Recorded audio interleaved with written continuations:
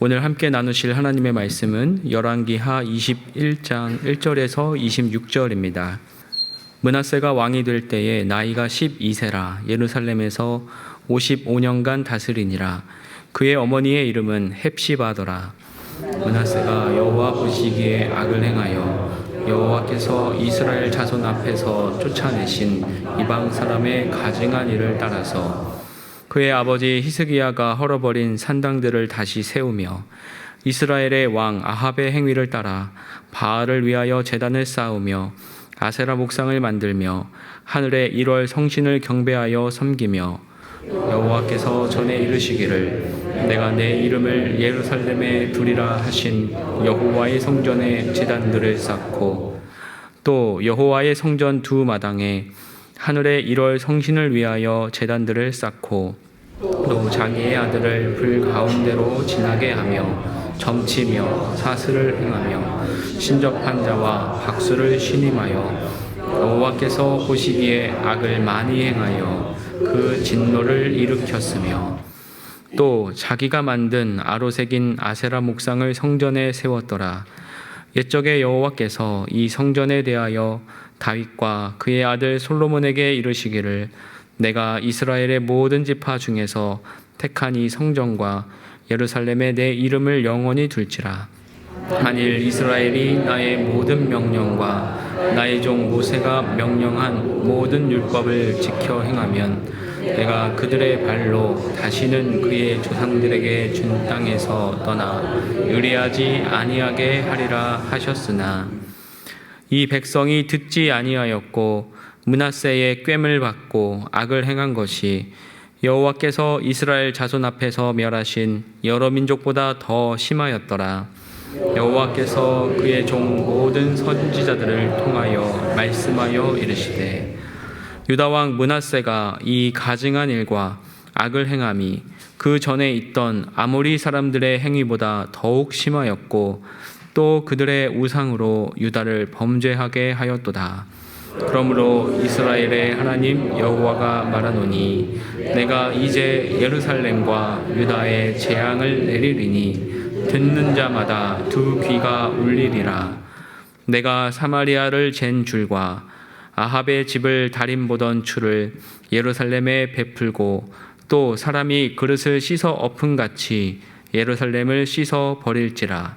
내가 나의 기업에서 남은 자들을 버려 그들의 원수의 손에 넘긴즉 그들이 모든 원수에게 노략거리와 겁탈거리가 되리니 이는 애굽에서 나온 그의 조상 때부터 오늘까지 내가 보기에 악을 행하여 나의 진노를 일으켰음이니라 하셨더라.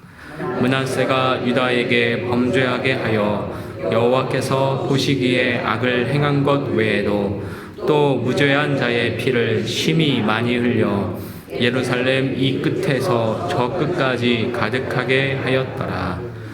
므낫세의 남은 사적과 그가 행한 모든 일과 범한 죄는 유다 왕 역대지략에 기록되지 아니하였느냐.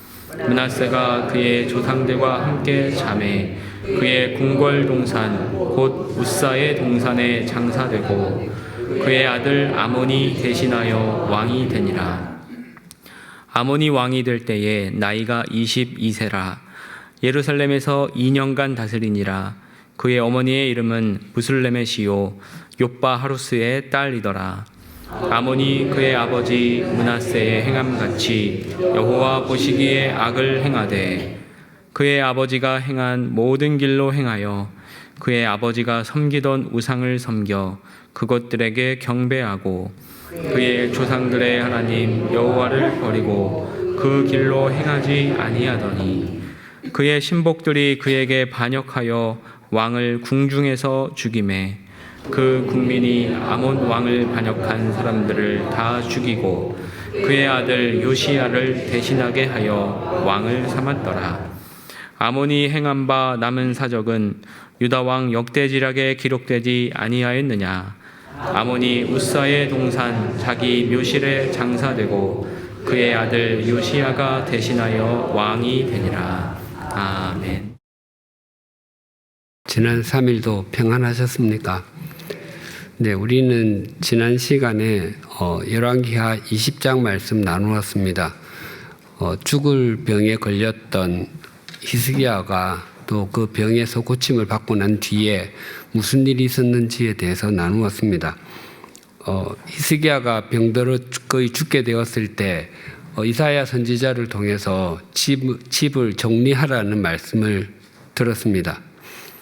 그가 25살의 왕위에 올라서 그 재위 14년이 지났을 때, 그러니까 그의 나이 39살이었습니다. 그때 히스기야는 벽을 마주보고 심히 통곡하며 기도했습니다. 도우실 분은 하나님밖에 안 계신다는 것입니다. 그래서 하나님께서 마음을 바꾸어 주셨습니다. 생명을 15년 연장해 주셨고, 또 그 증거로 해 그림자가 10도 뒤로 물러가는 징조까지 보여주셨습니다.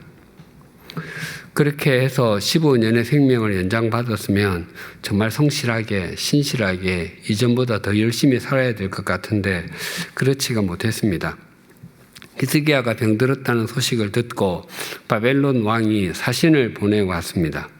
히스기야는 그 사신에게 자기 왕궁에 있는 보물창고, 무기창고, 또 내탕고, 창고, 일반 창고까지 모두 다 보여주었습니다. 그것은 유다의 국력을 과시하는 것이기도 하고, 또 우리나라의 국력이 이 정도니까 당신이 우리를 좀 잘 도와주면 좋겠다, 그런 의미였습니다. 히스기야는 병을 하나님께서 고쳐주셨는데 하나님을 신뢰하지 않고 바벨론을 의지했습니다. 하나님께서는 이 왕궁에 있는 모든 것이 다 바벨론으로 옮겨지게 될 것이다 라고 하셨습니다. 그때 히스기야의 반응이 너무 의외입니다. 자신이 사는 날 동안에는 태평과 진실이 있을 것이니 문제가 없다고 했습니다. 아무튼 우리 이 부분 나누었습니다. 그래서 1번 지난 시간에 공부한 내용을 먼저 복습해 봅시다. A번 하나님을 향해 창문을 여는 사람은 인생의 전반전보다 후반전이 더 중요함을 안다 라고 했습니다.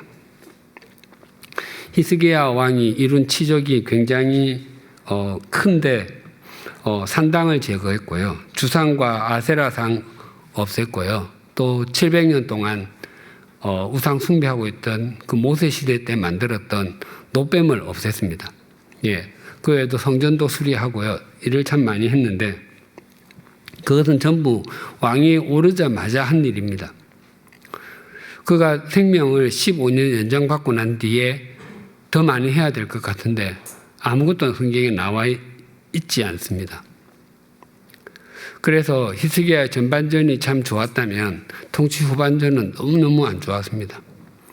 축구 경기로 하면 전반전에 한 5대0으로 이기고 있었는데 후반전에 한 20골 먹은 겁니다. 그래서 우리의 믿음 생활과 또 우리의 삶에서 전반전, 후반전이 모두 다 좋으면 최상이지만 둘 중에 하나를 선택해야 한다면 반드시 후반전이 더 좋아야 합니다. 그래야 전반전에 패배한 것을 만회할 수 있습니다.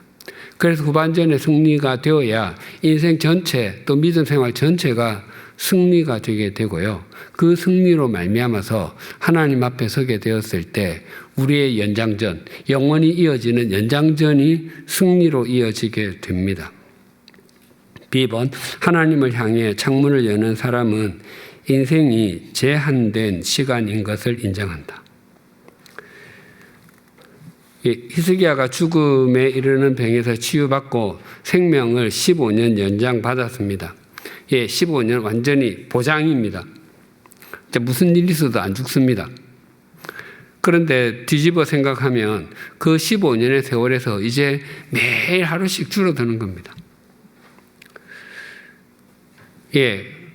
히스기야에게는 그 15년이 딱 알려졌지만 우리에게도 어떤 생명의 길이가 있지 않겠습니까? 영원히 살도록 허락받은 사람은 아무도 없으니까 우리도 매일 줄어들고 있다는 것이 중요합니다. 그러니까 일생의 삶은 매일의 반복으로 이루어집니다. 그래서 매일 우리의 인생이 다람쥐 쳇바퀴 돌듯 한다라고 표현하기도 합니다. 어제가 오늘 같고 오늘이 내일 같고 그렇다는 것입니다. 그렇게 보면 우리의 인생이 마치 손목시계 아니면 옛날 벽시계처럼 매일 똑같이 돌아가는 것 같습니다.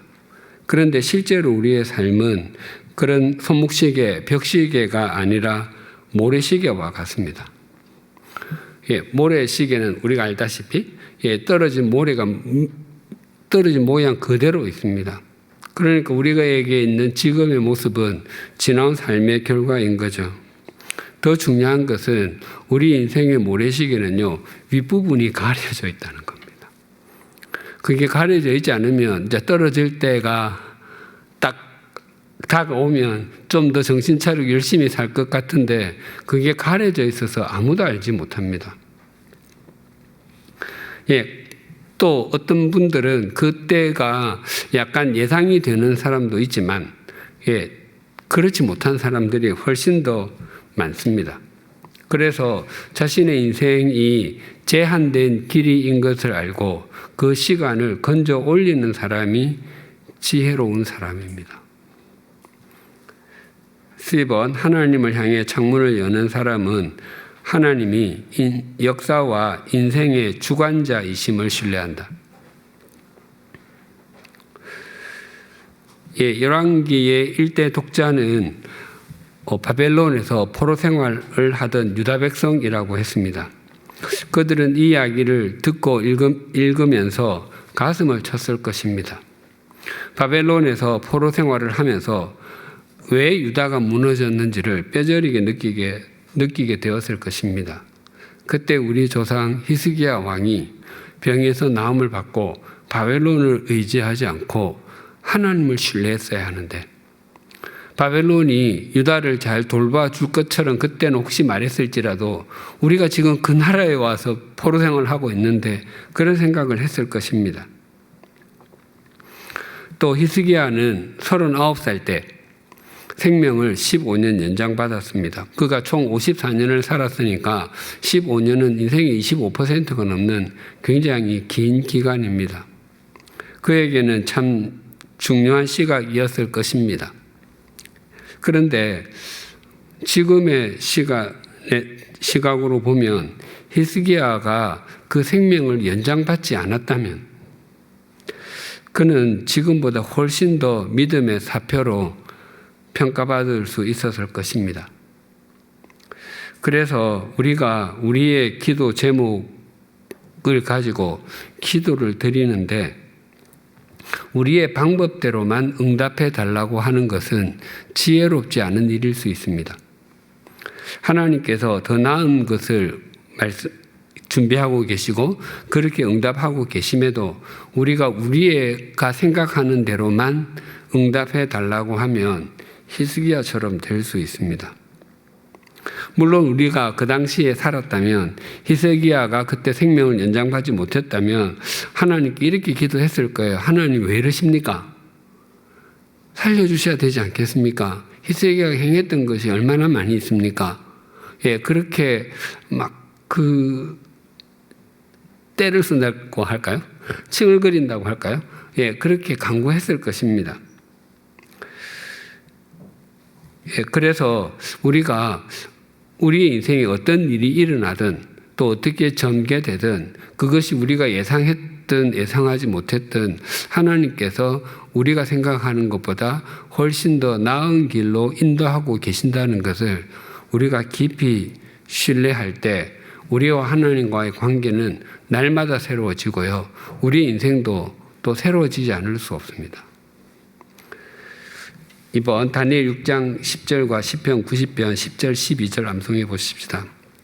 먼저 다니엘 6장 10절 같이 한번 암송해 볼까요? 다니엘이 시작.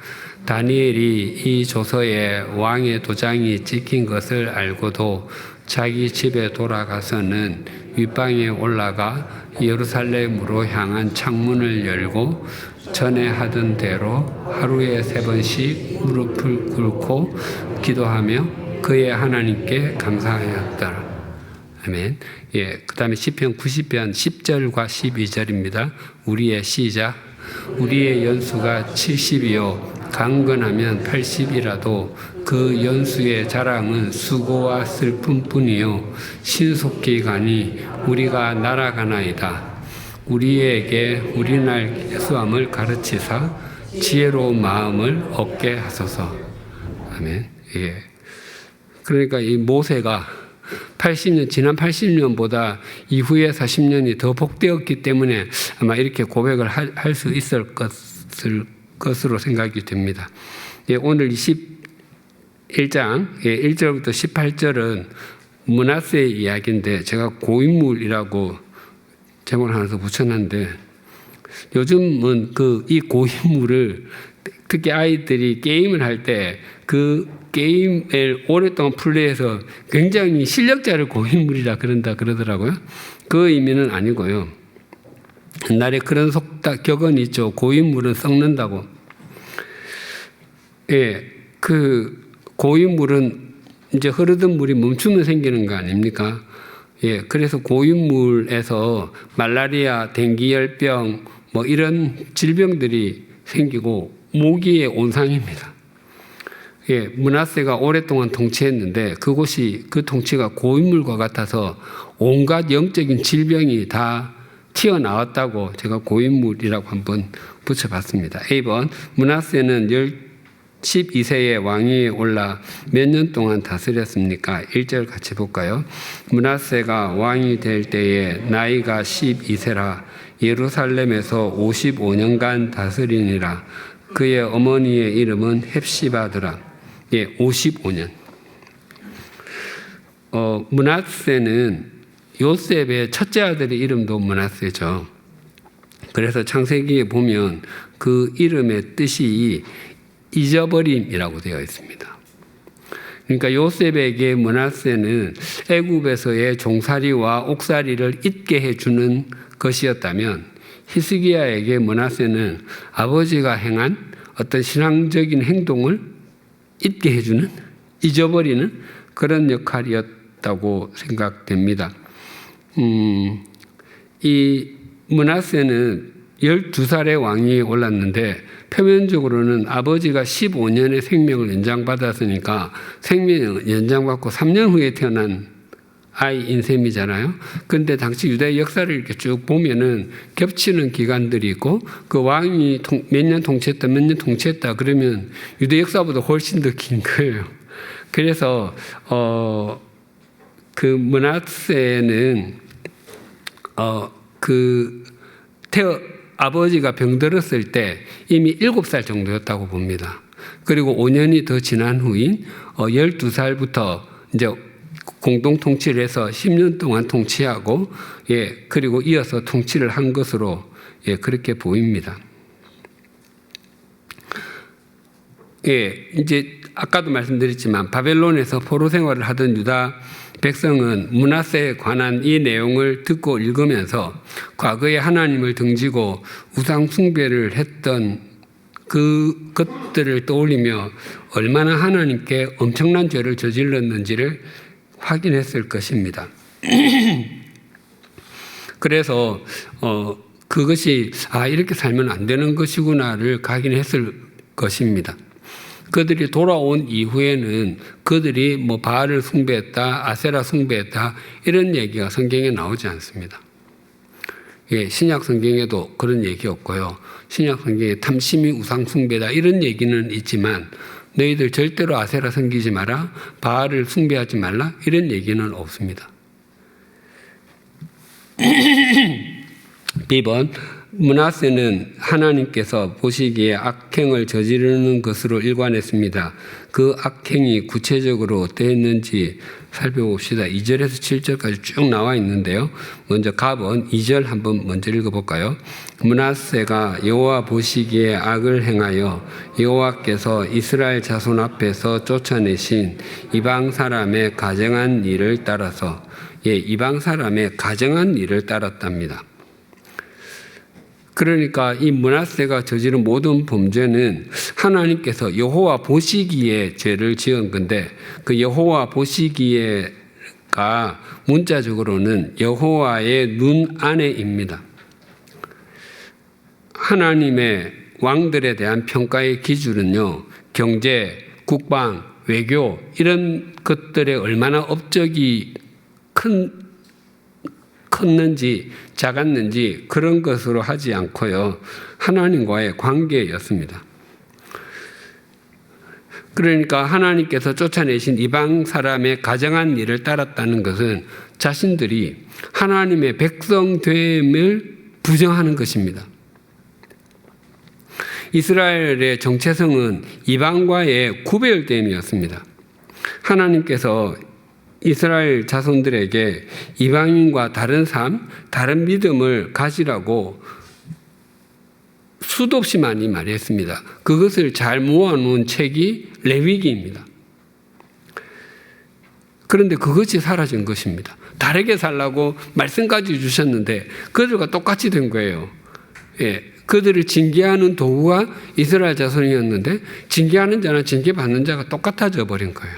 하나님의 백성이 아닌 것처럼 된 거예요.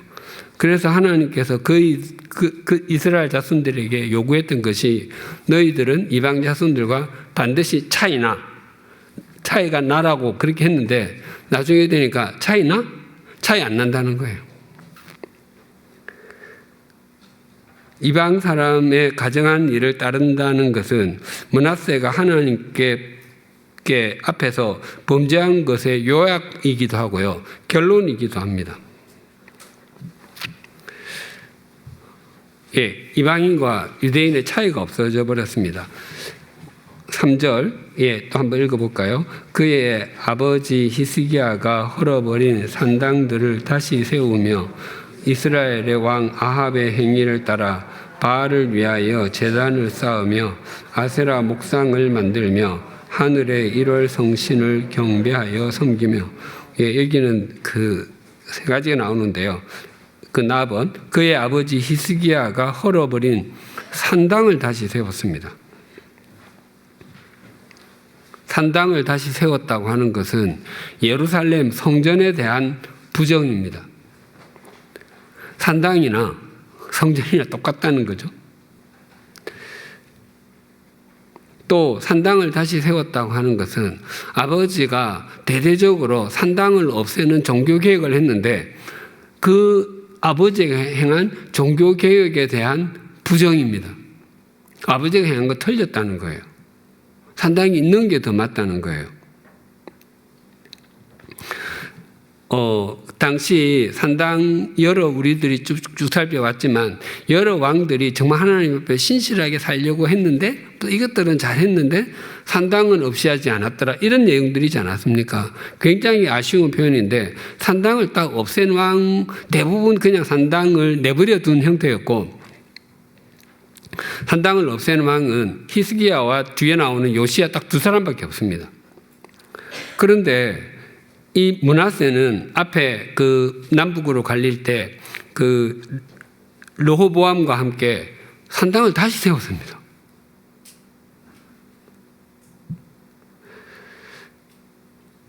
좀 어처구니가 없죠. 또 답은, 예, 아합의 행위를 따라 바알을 위하여 제단을 쌓고 아세라 목상을 만들었습니다. 바알을 위해서 제단을 쌓고 아세라 목상을 만든다는 것은 무엇에 대한 부정 같습니까?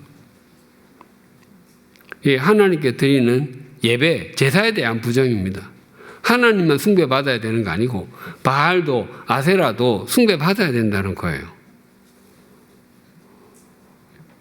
예, 마치 지금을 하면 교회가 하나님 외에 불교의 미륵불도 믿고 힌두교의 신도 믿고 그렇게 하자 그러면 그것은 하나님에 대한 완전한 모독이죠. 그러면서도 그들은 여호와 하나님을 버리지 않았다고 생각을 합니다. 우리는 섬기고 다른 신도 섬긴다는 거예요. 그게 더 기분 나쁘죠. 예, 결혼한 사람이 자기 배우자를 두고 전국 각 도마다 보이프렌드, 걸프렌드를 두는 것은 배우자에 대한 모독입니다. 예, 그렇게 해놓고 자기 배우자에게 잘해준다고 하면 배우자가 좋아하겠습니까? 더 역겹게 여기겠죠. 이 므낫세 이 행위가 아합의 행위의 비견이 되는데요. 그의 행위가 하나님 보시기에 몹시도 사악했다는 것입니다. 그러니까 므낫세는 유다의 아합 같았습니다. 이 이스라엘의 바알 숭배 사상은 처음 등장하는 것이 그 사사기 6장이 등장하거든요. 그 기드온이 나오는데 기드온이 바알의 제단을 헐고 아세라상을 찍은 사건이 나오지 않습니까? 그러니까 그 때를 좀 전에 들어온 것으로 봅니다. 그리고 이 바알 숭배, 아세라 숭배가 소위 꽃 피웠던 것은 이세벨이 전국적으로 퍼뜨렸잖아요. 예, 자기가 키우기까지 했잖아요. 그 제사장들을. 라합은 또 3절에 하늘의 일월 성신을 경배하여 섬겼습니다. 하늘의 일월 성신을 섬기는 것은 무엇을 부정하는 것이냐면 하나님의 창조를 부정하는 것입니다. 하나님께서는 천지 만물을 창조하셨다고 하시는데 아니야, 그건 경배 대상이야. 누가 지을 수 있는 것이 아니야 라고 하는 것입니다. 예, 1월 성신을 숭배하는 것은 바벨론, 아라비아 등에서 흔한 일이었습니다. 당시 중동에서 일반적인 것이었습니다. 그러니까 이스라엘이 그 이방 종교에 물든 것입니다. 예, 하늘의 1월 성신을 숭배하는 것 중에서 언제나 제1 최고의 신은 태양신이죠. 예, 그 보통 태양신이 주신으로 여김을 받고요. 달신은 생명과 출산을 주관하는 신으로 여김을 받았습니다. 예, 애굽에도 그 여러 태양신이 있었습니다. 라라고 부르기도 하고요. 레라고 부르기도 했는데 애굽의 왕궁에서는 매일 아침 동쪽에 해가 떠오르면 그곳을 향해서 제사를 드렸다고 합니다. 북을 치면서. 그리고 하루를 기원하고 그 태양에게 자기를 돌봐줄 것을 기원하고 했다고 합니다. 그런데 해가 떴는데 구름에 가려져 가지고 안 보이잖아요. 그걸 굉장히 두려워했답니다. 혹시 태양이 노해서 그런 건 아닌가?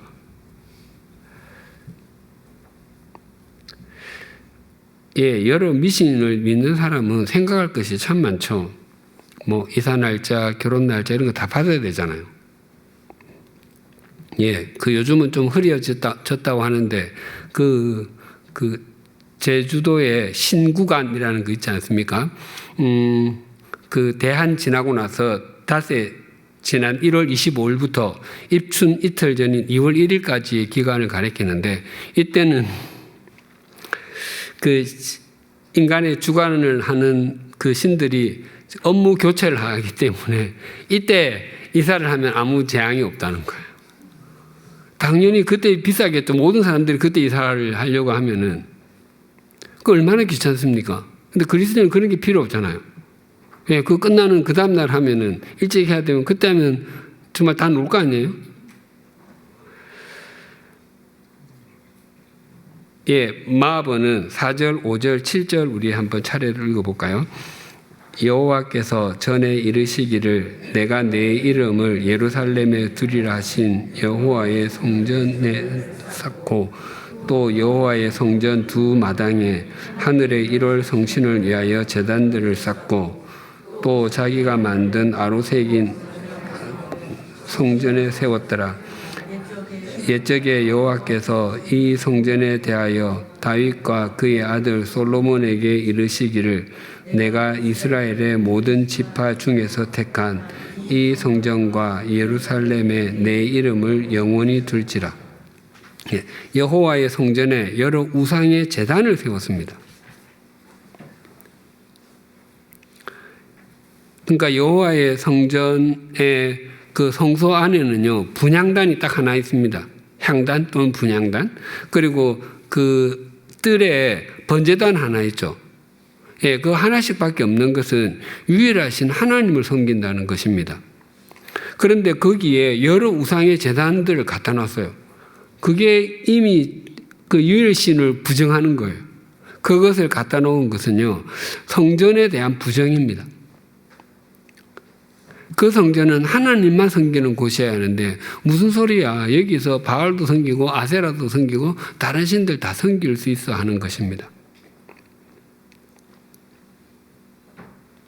그러니까 종교 혼합 정책을 쓰는 거죠. 이 므낫세에게는 유일신에 대한 개념이 없습니다. 마치 그 우상 숭배 종합 선물 세트 같습니다. 밥은 6절 같이 한번 볼까요? 또 자기의 아들을 불 가운데로 지나게 하며 점치며 사수를 행하며 신접한 자와 박수를 신임하여 여호와께서 보시기에 악을 많이 행하여 그 진노를 일으켰으며 자기 아들을 불 가운데 지나게 했습니다. 우상 숭배 중에서 결코 있어서는 안 될, 결코 행하지 않아야 될 것이 사람을 제물로 바치는 것입니다. 당시 몰렉신을 섬길 때 이런 일을 했거든요. 하나님께서 그것을 오래전에 금하셨습니다. 레위기 18장 21절 볼까요?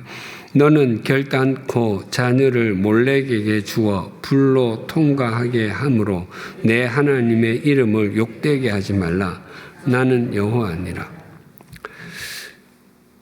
이 아들을 제물로 드리는 것은 할례에 대한 부정입니다. 할례는 하나님의 백성됨을 상징하거든요. 그것을 몰렉에게 드린다는 것은 이 아이는 하나님의 자녀가 아니라 몰렉의 자녀라는 겁니다. 참 악하죠. 4번, 그 6절 한번, 다시 6절에 점치며 사수를 행하며 신접한 자와 박수를 신임했답니다.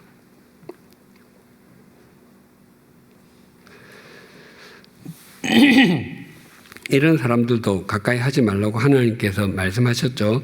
신명기 18장 10절 11절 볼까요?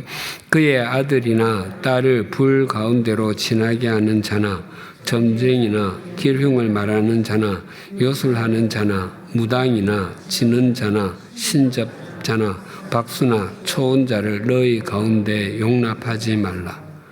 이 신접한 자 또 박수 이런 사람을 신임하는 것은 무엇에 대한 부정 같습니까? 선지자에 대한 부정입니다. 선지자를 통해서 하나님의 말씀을 듣느니 이런 신접한 자, 박수 이런 무당들 얘기 듣는 것이 훨씬 더 낫다는 거예요.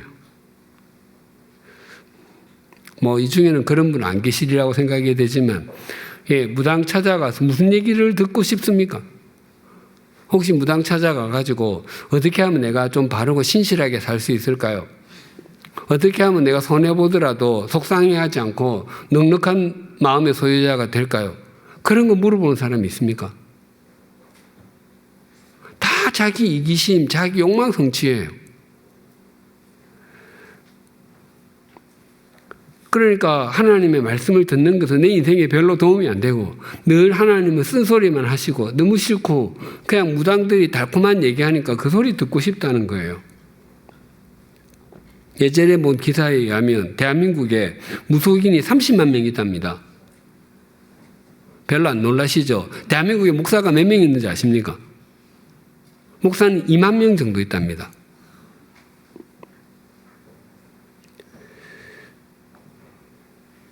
아무튼 이런 일들 므낫세가 저질렀는데 7가지죠. 크게 7가지 나누는데 성경의 7은 완전수죠.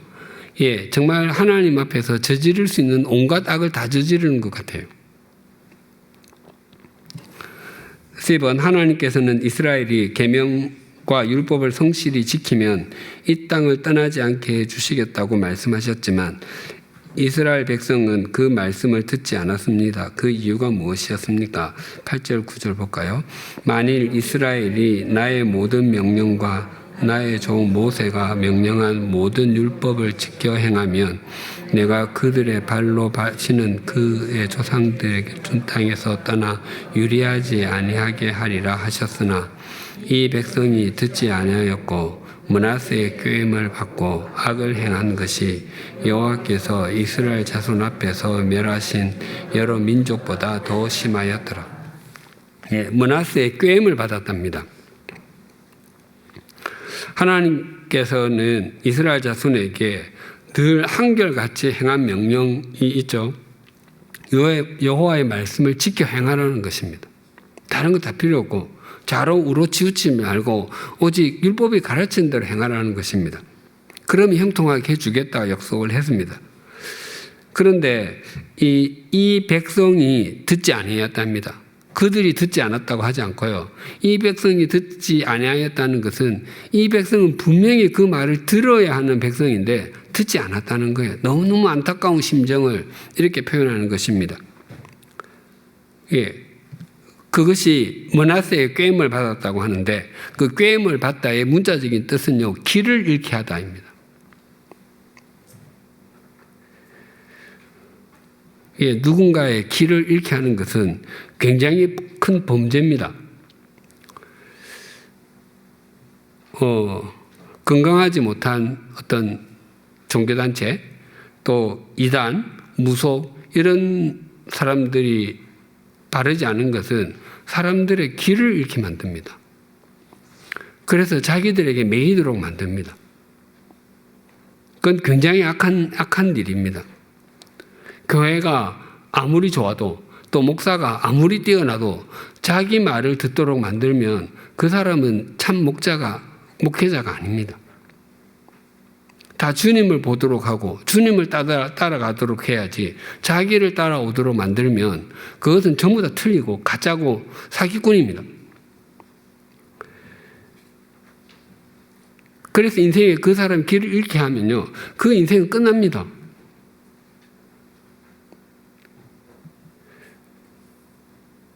이단 같은 데 빠졌다가 돌아오고 나서도 한동안 헤매는 사람들이 얼마나 많습니까? 마침내 하나님께서는 범죄한 유다를 향해서도 원수의 손에 넘기시겠다고 징계를 선포하셨습니다. 그들은 언제부터 언제까지 하나님 모시기에 악을 행하고 진노를 일으켰습니까? 13에서 15절 볼까요? 내가 줄과 아합의 집을 다림 보던 추를 예루살렘에 베풀고 또 사람이 그릇을 씻어 엎음같이 예루살렘을 씻어버릴지라. 내가 나의 기업에서 남은 자들을 버려 그들의 원수의 손에 넘긴즉 그들이 모든 원수에게 노략거리와 겁탈거리가 되리니 이는 애굽에서 나온 그의 조상 때부터 오늘까지 내가 보기에 악을 행하여 나의 진노를 일으켰음이니라 하셨더라. 예, 그의 조상 때부터 오늘까지, 그러니까 출애굽 때부터 당시까지입니다. 하나님께서 내리게 하시는 재앙이 두 귀를 울리게 한다는 것은 철저한 징계를 의미합니다. 우리도 굉장히 충격적인 어떤 상황을 딱 접하게 되면 그럴 때가 있지 않습니까? 멍한 상태가 되는 거, 귀에서는 그냥 거리만 소리가 나는 거, 어떻게 뭘 해야 될지, 뭘 생각해야 될지 아무것도 기억할 수 없는 거, 예, 그런 상태가 되게 한다는 것입니다. 네, 줄과 추는 건축할 때 쓰는 측량자인데 여기서는 죄악을 측량하는 측정 도구로 쓰입니다. 특히 그러니까 구약성경, 특히 이사야서에 보면 그 남은 자에 대한 이야기가 많습니다. 예, 그래서 그 남은 자는 돌아오고 그 남은 자를 통해서 하나님께서 새로운 역사를 일으키겠다는 표현들이 있는데, 예, 그래서 남은 자는 하나님의 구원 역사에 쓰임을 받는 창조적인 소수입니다. 그런데 그런 사람들마저 징계의 대상이라고 합니다. 그만큼 지금 하나님께서 화가 많이 나신 것입니다. 예, 애굽에서 나온 그의 조상 때부터 그 지금 그 당시까지 한결같이 하나님 앞에 바르게 행하지 않았다는 것입니다. 예, 당시 이스라엘 자손이 전심으로 하나님을 따랐던 적이 거의 없습니다. 예, 그들의 모습 보면 꼭 우리 모습 보는 것 같죠? 그런데 중요한 것은 하나님께서는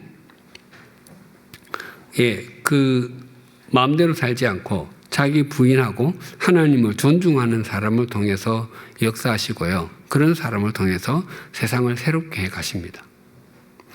이번 아들 아몬에게 왕위를 물려준 므낫세는 하나님 보시기에 악을 행한 것 외에도 예루살렘 이 끝에서 저 끝까지 무엇으로 가득하게 했습니까? 16에서 18절 보겠습니다.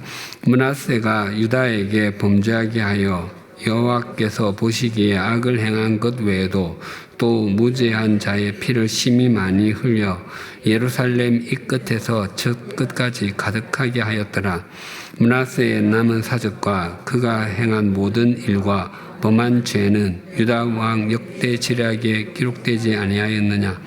므낫세가 그의 조상들과 함께 잠에 그의 궁궐 동산 곧 웃사의 동산에 장사되고 그의 아들 아몬이 대신하여 왕이 되니라. 예, 무죄한 자의 피를 가득하게 했다고 합니다.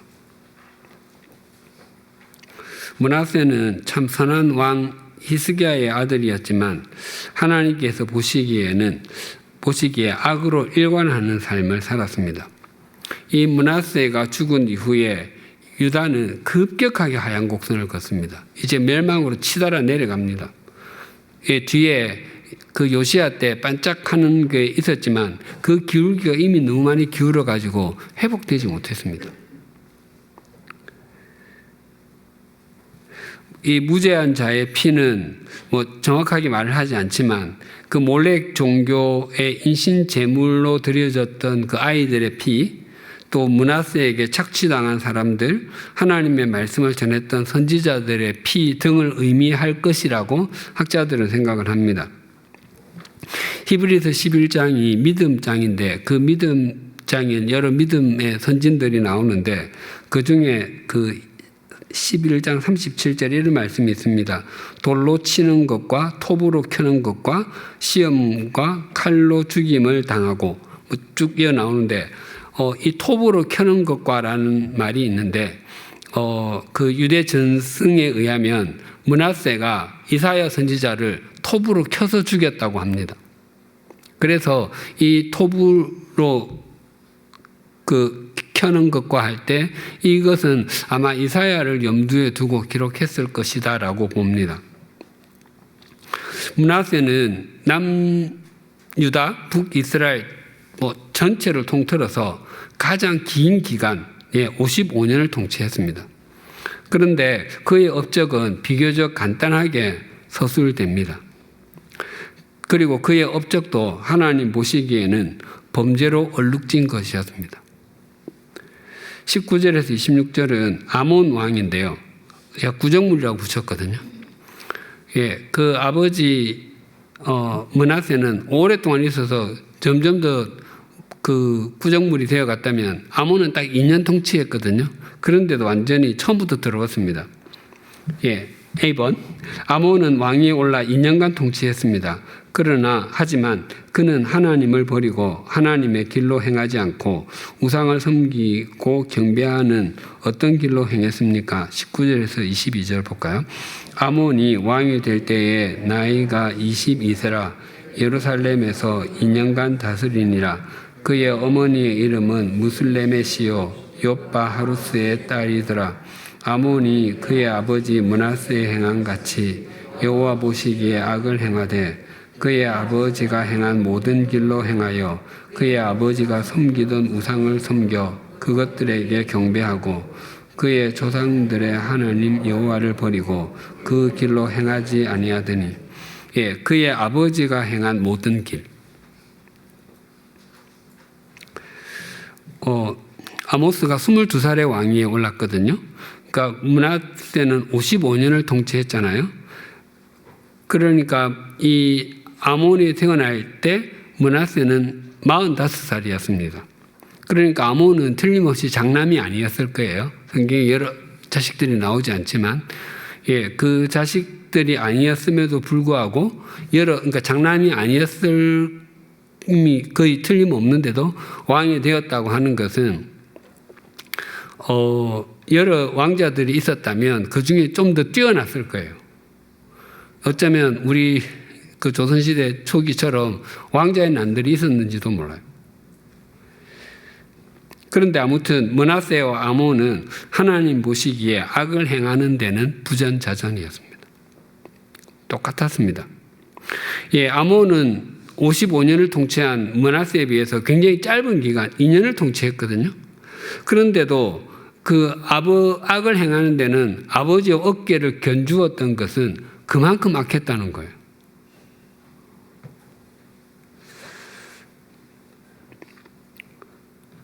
그 악을 행하는데 선을 행하는 것도 마찬가지입니다.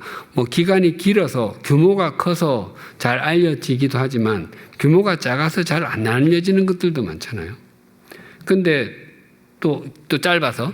근데 아몬은 기간도 굉장히 짧은데 굉장히 악하게 행했습니다.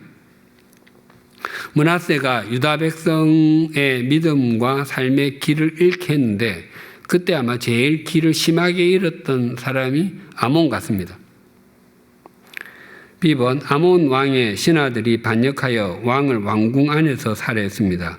그 후에 누가 이 반역한 사람들을 죽였습니까? 23, 24절 볼까요? 그의 신복들이 그에게 반역하여 왕을 궁중에서 죽이매 그 국민이 아몬 왕을 반역한 사람들을 죽이고 그의 아들 요시야를 대신하게 하여 왕을 삼았더라. 국민이 죽였는데요.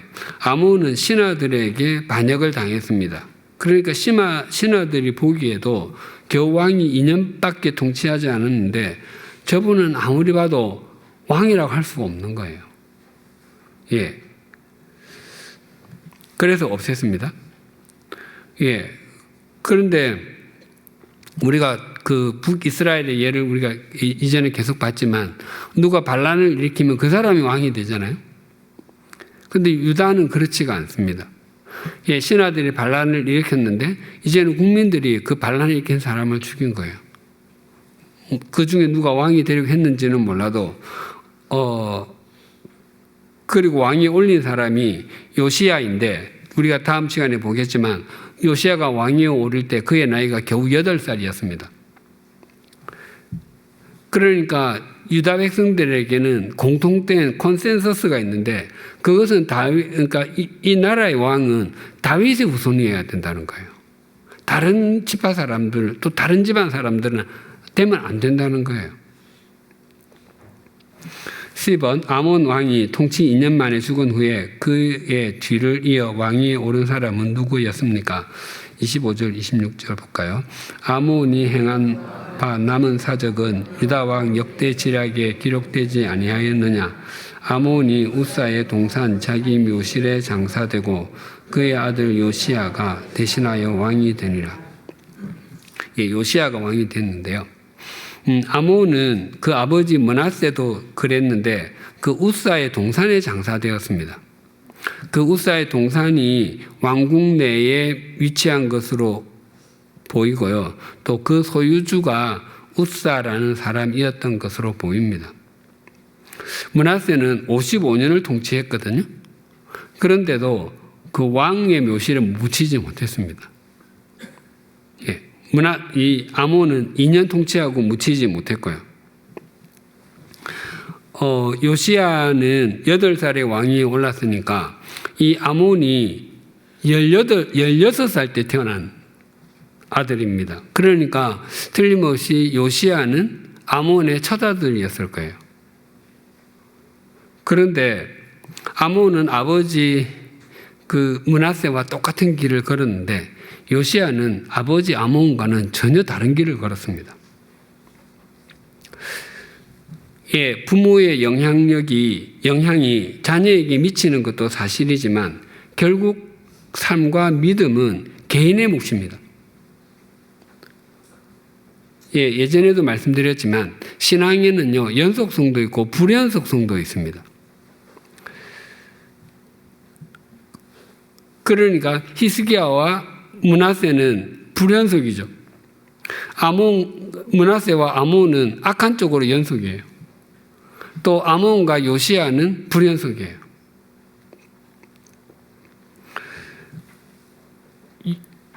사무엘 선지자의 두 아들 요엘과 아비야는 아버지의 길을 따르지 않았어요. 불연속이죠. 예, 신약의 좋은 연속은 로이스, 유니게, 디모데 이거 잘 연결이 되는 거잖아요.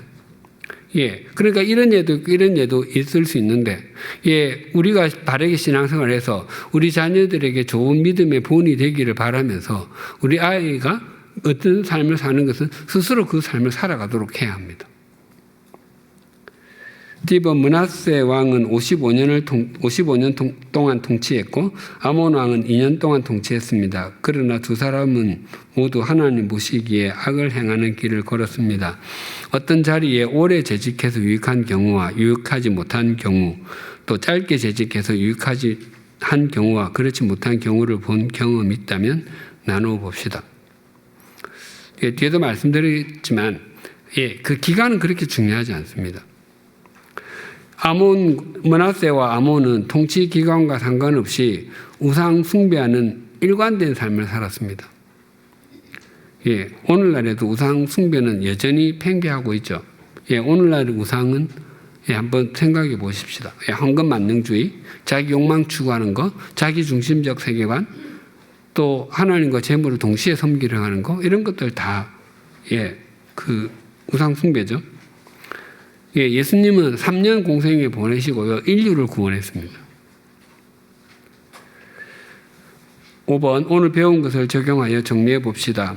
A번, 하나님을 향해 창문을 여는 사람은 인생의 길이보다 내용이 더 중요함을 안다. 인생의 길이보다 내용이 더 중요함을 안다. 므낫세와 아몬은 왕위에 앉은 기간은 굉장히 대조적이었지만 내용은 거의 흡사했습니다.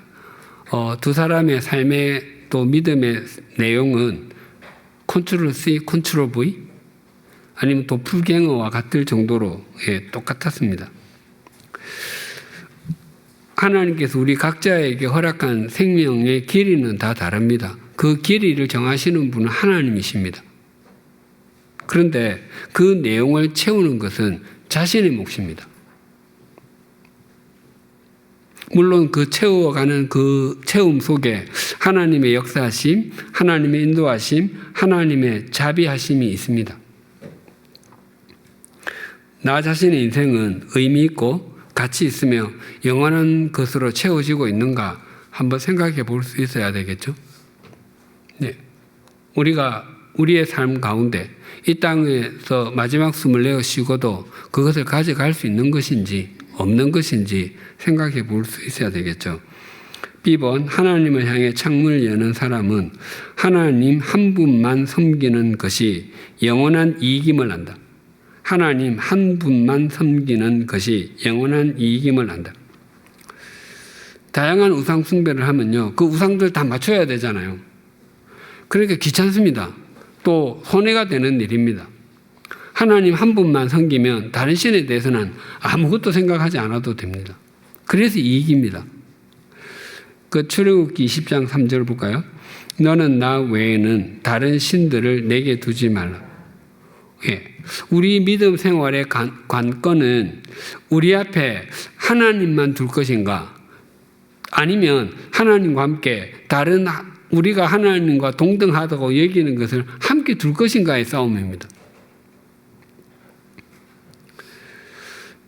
우리의 믿음 삶이 깊어지지 못하고 믿음이 성숙하지 못한다면 틀림없이 하나님 외에 다른 신들 또 다른 것들을 하나님과 함께 두려고 했기 때문일 것입니다.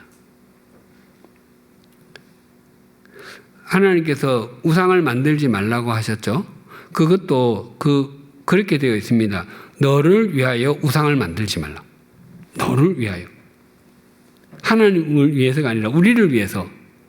우리가 우상을 만드는 것은 우리를 위한다고 해서 하나님 대용품을 자꾸 두는데 그것이 우리를 위한 것이 아니라는 거예요. 안 두는 게 우리를 위하는 것이다가 하나님의 말씀입니다. 예, 우리가 우상을 만드는 것이 우리를 위해서인데 시간이 지나고 보면 압니다. 그것이 우리를 위한 것이 되지 못한다는 것을. 10번 하나님을 향해 창문을 여는 사람은 역사를 보고 깨닫는다.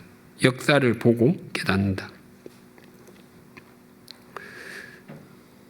예, 므낫세와 아몬의 이야기는 우상 숭배했고 그 결과로 바벨론에서 포로 생활하는 유다 백성의 이야기입니다. 그들이 계속 그런 삶을 일관되게 살았기 때문에 그 결과가 바벨론 포로로 이어지더라는 것입니다. 예, 그럼에도 이 말씀을 우리에게 주시는 것은 우리가 그 뒤에 이야기가 있는 것을 아는 것은 하나님께서는 그렇게 우상 숭배하며 하나님께 등을 돌렸던 유다 백성에게 하나님이 되어주시고 또 아버지가 되어주심을 포기하지 않고 다시 예루살렘으로 또 유다로 돌아오게 하셨습니다. 그래서 이것을 읽을 때마다 우리가 빨리 하나님께 돌아오는 것이 목적입니다. 예레미야애가 5장 21절 읽어볼까요? 여호와여 우리를 주께로 돌이켜소서. 그리하시면 우리가 주께로 돌아가겠사오니 우리의 날들을 다시 새롭게 하사 옛적 같게 하옵소서. 예, 하나님은 아브라함의 하나님, 이삭의 하나님, 야곱의 하나님이라고 했습니다. 믿음의 족장들과 언약하시고 그 언약하신 대로 애굽에서 노예 생활을 하던 이스라엘 자손을 출애굽하게 해서 가나안 땅으로 인도해 주셨습니다. 그런데 그들이 그곳에서 하나님께 등을 돌리고 우상 숭배하고 범죄했습니다. 그들은 바벨론에 포로 생활을 할 수밖에 없었습니다. 이는 이방인과 똑같았거든요. 그런데 하나님께서는 그들을 다시 돌아오게 해 주신 분이십니다.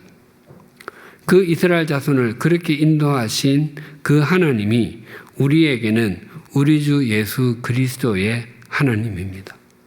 우리가 범죄하고 하나님께 등 돌리고 살았던 우리에게 예수 그리스도를 보내주신 분이십니다. 그래서 우리도 돌아오게 하십니다. 하루라도 빨리 돌아가 하나님과 동행하는 것이 의미 있고 가치 있는 일입니다. 우리를 이렇게 사랑하시는 하나님과 동행하는 우리 모두가 되기를 소망하고 축복합니다. 다음 암송 구절은 이 다니엘과 함께 금방 읽었던 예레미야 5장 21절을 한 주간 암송하겠습니다. 하나님 아버지, 므낫세 왕은 참 오랫동안 통치했습니다. 그는 55년 동안이나 통치했습니다. 하지만 그의 통치와 삶과 믿음은 하나님 보시기에 악행뿐이었습니다. 므낫세의 아들 아몬은 2년 동안 통치했습니다. 그러나 그의 통치와 믿음과 삶은 북이스라엘에서 가장 악했던 아합과 다르지 않았습니다. 우리 각자에게 주어진 인생의 길이는 모르지만 그 길이를 살면서 신실하고 구별되며 의미 있고 가치 있는 것들로 채워가게 하여 주시옵소서. 우리가 채워가는 것들이 세속적 가치로 볼 때보다 하나님께서 보시기에 더 의미 있고 가치 있는 것으로 채워가게 하여 주시옵소서. 므낫세와 아몬 왕은 다양한 종류의 우상을 숭배하게 함으로 하나님의 성전을 우상 박물관으로 만들고 온 유다를 우상 전시장으로 만들고 말았습니다. 우리가 우리의 중심에 하나님 한 분만 섬기는 것만 해도 충분하다는 것을 잘 새겨놓게 하여 주시옵소서. 유다 백성이 자신들을 위해서 우상을 섬겼지만 하나님께서는 우리를 위해서 우상을 만들지 말라고 하셨습니다. 우리를 진정으로 위하는 것이 하나님 한 분만 섬기는 것임을 잊지 않게 하여 주시옵소서. 무엇보다도 하나님께서는 세상을 다스리실 뿐만 아니라 우리 자신들도 돌보시는 분이신 것을 잊지 않게 하여 주시옵소서. 하나님께서는 믿음의 조상들과 약속하신 대로 이스라엘 자손을 가나안 땅에 살게 하시며 그들이 범죄하여 바벨론에서 포로 생활을 할 수밖에 없었을지라도 그들을 회복시켜 주신 분이신 것을 잘 새기게 하여 주시옵소서. 또 그 하나님이 우리의 하나님이신 것도 잊지 않게 하여 주시옵소서. 바라옵나니 우리 교회의 각 구역마다 은총 베풀어 주셔서 구역 식구들이 하나님을 향해 창문이 열린 삶을 살게 하여 주시옵소서. 온 구역 식구가 하나님 한 분만 섬김으로 하나님께서 베풀어 주시는 은총이 풍성히 임하는 것을 목도하게 하여 주시옵소서.